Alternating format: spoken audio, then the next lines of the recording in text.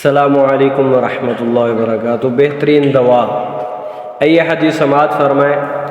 عن علی رضی اللہ تعالی عنہ قال رسول اللہ صلی اللہ علیہ وآلہ وسلم خیر الدواء القرآن۔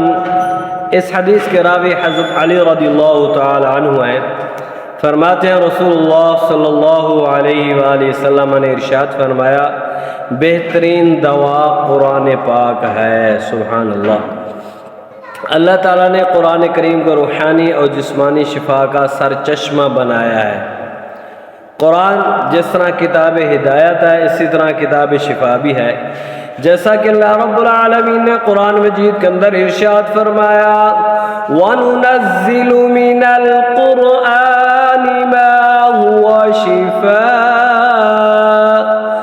اور ہم نازل کرتے ہیں قرآن میں وہ اشیاء جو باعث شفا ہیں۔ تو اس حدیث سے معلوم یہ ہوتا ہے قرآن پاک شفا ہے۔